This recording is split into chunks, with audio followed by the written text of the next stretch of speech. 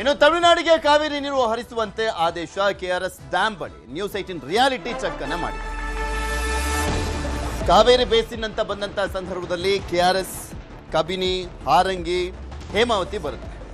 ಅದರಲ್ಲಿ ಎಷ್ಟು ನೀರಿನ ಪ್ರಮಾಣ ಇದೆ ಅನ್ನುವಂಥದ್ದನ್ನ ಆಧರಿಸಿ ಇಲ್ಲಿ ನಿರ್ಧಾರವನ್ನ ಮಾಡಲಾಗುತ್ತೆ, ಎಷ್ಟು ನೀರನ್ನ ಹರಿಸಬೇಕು ಅಂತ. ಇನ್ನು ಕೆಆರ್ಎಸ್ ನ ಪರಿಸ್ಥಿತಿ ಹೇಗಿದೆ ಇವಾಗ, ಅಲ್ಲಿ ಎಷ್ಟು ನೀರಿದೆ ಈಗ ಆಲ್ರೆಡಿ ನಿನ್ನೆ ಅದ್ರ ಬಗ್ಗೆ ಮಾಹಿತಿಯನ್ನ ಕೊಡ್ತಾ ಇದ್ವಿ. ಈಗ ನ್ಯೂಸ್ 18 ಅಲ್ಲೇ ಸ್ಥಳಕ್ಕೆ ಹೋಗಿನೇ ಗ್ರೌಂಡ್ ರಿಪೋರ್ಟ್ ಅನ್ನ ನಿಮ್ಮ ಮುಂದೆ ಇಡ್ತಾ ಇದ್ವಿ. ನಮ್ಮ ಪ್ರತಿನಿಧಿ ಸುನಿಲ್ ಅಲ್ಲಿ ಪ್ರತ್ಯಕ್ಷ ವರದಿಯನ್ನ ಕೊಟ್ಟಿದ್ದಾರೆ, ನೋಡ್ಕೊಂಬರೋಣ.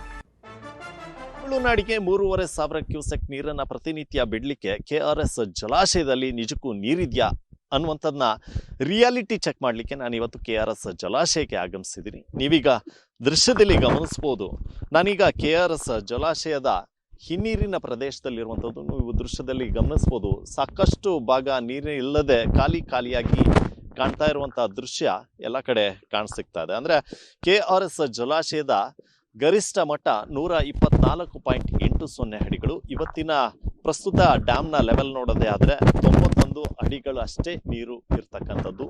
ಕಾವೇರಿ ಜಲಾನಯನ ಪ್ರದೇಶದಲ್ಲಿ ಈ ಬಾರಿ ವಾಡಿಕೆಯಂತೆ ಮಳೆ ಆಗಲಿಲ್ಲ. ಹೀಗಾಗಿ ಕೆಆರ್ಎಸ್ ಜಲಾಶಯಕ್ಕೆ ನೀರು ಕೂಡ ಸಾಕಷ್ಟು ಪ್ರಮಾಣದಲ್ಲಿ ಬರಲಿಲ್ಲ. ಹೀಗಾಗಿ ಕೆಆರ್ಎಸ್ ಜಲಾಶಯ ಬರದಾಗಿರುವಂಥದ್ದು ನೀವು ದೃಶ್ಯದಲ್ಲಿ ಗಮನಿಸ್ಬೋದು. ಗೇಟ್ಗಳು ಮತ್ತು ಬಂಡೆ ಕಲ್ಲುಗಳು ಎಲ್ಲವೂ ಕೂಡ ಕಾಣಸಿಗ್ತಾ ಇದೆ.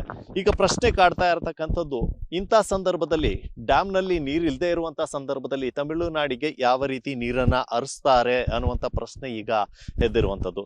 ಇದರ ಜೊತೆಗೆ ರೈತರು ಕೂಡ ಸಾಕಷ್ಟು ಆಕ್ರೋಶವನ್ನ ವ್ಯಕ್ತಪಡಿಸ್ತಾ ಇದ್ದಾರೆ. ಯಾಕಂತಂದ್ರೆ ಸರ್ಕಾರ ನಮಗೆ ಬಿತ್ತನೆಯನ್ನ ಮಾಡಬೇಡಿ ಅನ್ನುವಂಥ ನಿಟ್ಟಿನಲ್ಲಿ ಹೇಳಿಕೆಗಳನ್ನ ಕೊಡ್ತು. ಹೀಗಾಗಿ ನಾವು ಬಿತ್ತನೆಯನ್ನ ಮಾಡಲಿಲ್ಲ. ಆದರೆ ತಮಿಳುನಾಡಿನ ರೈತರಿಗೆ ನೀರನ್ನ ಕೊಡಬೇಕು ಅಂತ ಏನು ಪ್ರಾಧಿಕಾರ ಏನು ಸೂಚನೆಯನ್ನ ಕೊಡ್ತಾ ಇದೆ, ಇದು ಎಷ್ಟರ ಮಟ್ಟಿಗೆ ಸರಿ ಅನ್ನುವಂಥ ಪ್ರಶ್ನೆಯನ್ನ ರೈತರು ಮಾಡ್ತಾ ಇರುವಂಥದ್ದು. ಹೀಗಾಗಿ ಅಧಿಕಾರಿಗಳು ಇಲ್ಲಿ ಪ್ರಾಧಿಕಾರಕ್ಕೆ ಮನವರಿಕೆಯನ್ನ ಮಾಡಿಕೊಡುವಂಥ ವಿಚಾರದಲ್ಲಿ ಎಲ್ಲೋ ಒಂದು ಕಡೆ ಎಡುತ್ತಾ ಇದ್ದಾರೆ ಅನ್ನುವಂಥ ಆಕ್ರೋಶಗಳನ್ನ ಕೂಡ ಇಲ್ಲಿನ ರೈತರು ವ್ಯಕ್ತಪಡಿಸ್ತಾ ಇರುವಂಥದ್ದು.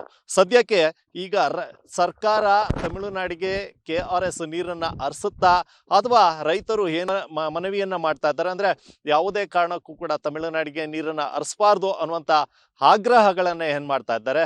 ರೈತರ ಆಗ್ರಹಕ್ಕೆ ಮಣಿಯುತ್ತಾ ತಮಿಳುನಾಡಿಗೆ ನೀರನ್ನ ಬಿಡದೇ ಇರುತ್ತಾ ಅನ್ನುವಂಥದ್ದೇ ಇಲ್ಲಿ ಕುತೂಹಲಕ್ಕೆ ಕಾರಣವಾಗಿರ್ತಕ್ಕಂಥದ್ದು. ಕೆಆರ್ಎಸ್ ನಿಂದ ಸುನಿಲ್ ಗೌಡ, ನ್ಯೂಸ್ 18.